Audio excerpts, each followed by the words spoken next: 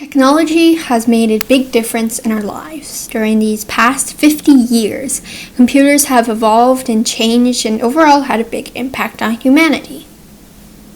Now, is this impact good or bad? That's a debate for another day, but if you know how to use computers correctly and take advantage of the good parts and evade the bad parts, you don't have to be the person who technology impacts in a bad way. However, I think it's safe to say that technology has not made it easy for us to do so, but it's possible. It's difficult, but possible. As a disclaimer, I am not perfect, and I still struggle with internet addiction and technology addiction at times. And the best thing we can do is to keep fighting it.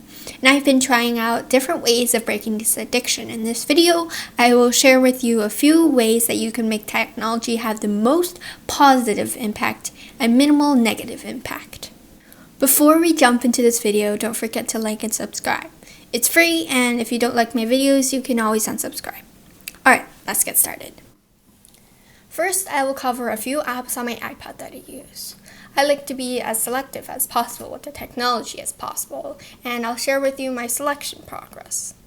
I usually put all apps that I have or am getting through a few questions in order. The first question I ask myself is, would I use it? Obviously, if I wouldn't use the app, there's no purpose in getting it. So I ask myself, will I really use this app? Will I use it often? This is where you have to be really honest and think about it without getting biased. The answer to this question is that yes. I will move on to the next question. The second question is, do I already have something else that serves the same purpose to the same extent or even better? If I already own another tool or have another app that does the same thing just as well or even better, there's again no point in keeping the app. If the answer to this question is a no, I will move on to the last question. Do the positive impacts of this app outweigh the negative impacts? If an app has passed through the past two questions, it is likely that it provides me at least some value.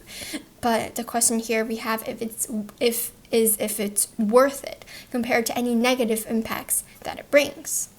Even if an app breaks through the first two barriers of my questions, if it doesn't pass this question, I still have to get rid of it. I put all the apps on my iPad through this process, albeit unconsciously, and quite often this keeps my app list minimal and saves up storage space, and more importantly, my time that it could have been wasted on these apps. Second, I will cover a few apps that have passed this test that fall into the category of productivity or self-improvement apps. I've mentioned apps that I have on my iPad before, and I've made 2 videos on this topic before, but I find that they commonly change as I discover better apps or come to the realization that an app doesn't really pass my regulations. However, there are a few apps that have stayed constant over time, and here are the set of apps. First app is iCal or Apple Calendar. This is my go-to calendar app. As we all know, having a calendar and a schedule is quite important, and I generally recommend you to use a digital calendar instead of a physical one. For on a physical calendar, you can't look that far in advance, or you can't schedule in minute-to-minute events and tasks. A digital calendar should provide you with the flexibility of both of these features while syncing the different calendar views together. I love using Apple calendars because it has a few features that I really enjoy, and it syncs throughout all platforms, so although it is true that there are no apps for non-Apple devices. The second app is Apple Notes. You guys should know by now that Apple Notes is my go-to note-taking app, and I'd really recommend you to use it. People can take notes on paper or notes digitally, and both have their own features and pros. And while digital ones will naturally have more features, it is true that taking notes by hand can provide you with other benefits like no distractions while studying them or muscle memory. I love Apple Notes because it has just the perfect amount of features. It has a really good text editor, and it has decent handwriting settings, and it's just minimal enough to satisfy my needs. Obviously, it won't be perfect for everyone, but I've used it for a long time, and I definitely recommend you to try it out if you haven't yet.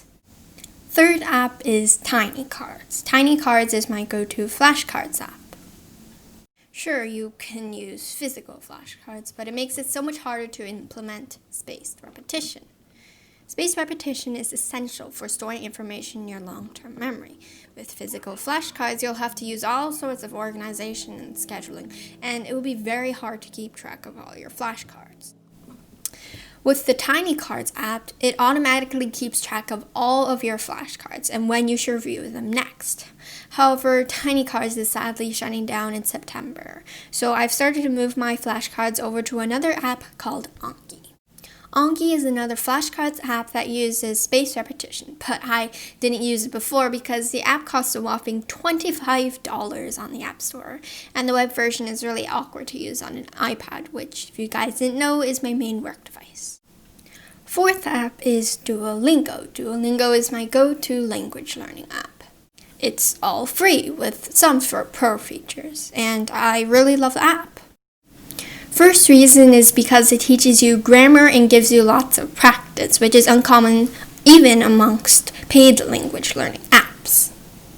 The courses are really well built and have good systems for dealing with issues. I've been learning languages with Duolingo for a long time, and I've learned a lot of Swedish through Duolingo.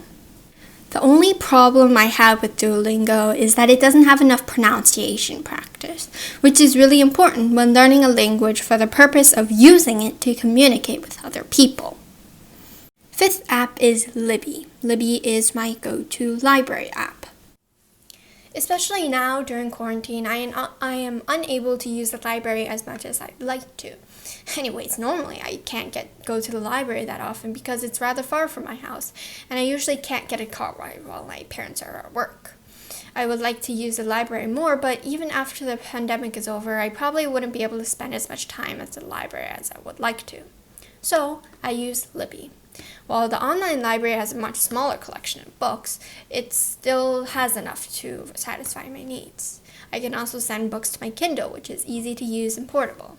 The second large topic is internet addiction. Internet addiction is a serious thing, and I suppose that many people don't even know that they're addicted. I myself didn't realize that I was, by definition, addicted until I watched this video by another YouTuber by the name of Boy in a Band. Boy in a Band is another YouTuber who makes videos that I enjoy watching. His videos are very heavily research-based and take up a lot of effort, so I really respect the work that put into his videos, and it really shows. So he made a video about the real danger of internet addiction, and that got me thinking of the fact that I might actually be addicted. Internet addiction is that if you spend a long time on the internet, and if you lose track of the amount of time that you spend online, and if you will deny your obsessions with internet when being pointed out, and if you've made unsuccessful attempts to cut back on internet use, if you get withdrawal symptoms when you don't use the internet, and if you ignore the potential harm to you by the internet because simply you want to be able to use the internet. You should probably look at Boy in a Band's video if you want to learn more about it, because I'm not that good at research. Basically, internet addiction is a real thing, and you need to cut back on it as soon as possible. Addictions, like I said before, are basically habits at their core. To destroy habits, you need to break the habit loop. One way to break it is to remove the cue, and to make sense of my next point, listen to this. Our brains love instant gratification. We don't like delayed gratification as much. And if we delay the gratification of doing something, an addiction, it is no longer instant, and it lowers how much we enjoy the reward. Delaying gratification lets the logical side of your brain take over. So one way to break the habit loop is by building in a short-term delay before our craving is satisfied. Some ideas are signing out of all your social media, so you have to sign in every time you use it, or perhaps finding some way to slow down your internet. Lastly, I'll give you a few more tips for breaking your technology addiction. All technology outside your room. It helps me relax better, and I'm sure will help you as well. 2. Don't use 2 pieces of technology at one time. Things like dual monitors don't count, but using your phone and your computer at the same time is not a good idea. 3.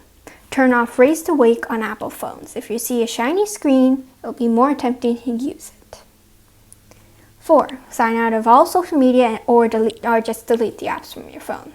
This tied into the delayed gratification I mentioned earlier. 5. Keep your phone far away when you don't need to use it. 6. Only check your email once a day. Email is really distracting and a big factor in technology addiction. 7. Don't use technology an hour before and after you sleep. 8. Separate your work devices from your personal use devices. This way, when you really need to get work done, you can just turn off your personal use devices. 9.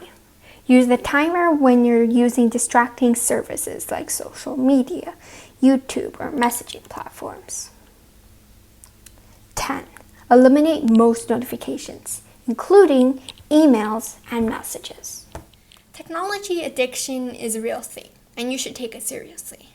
I don't think you should go to the point of being terrified of technology.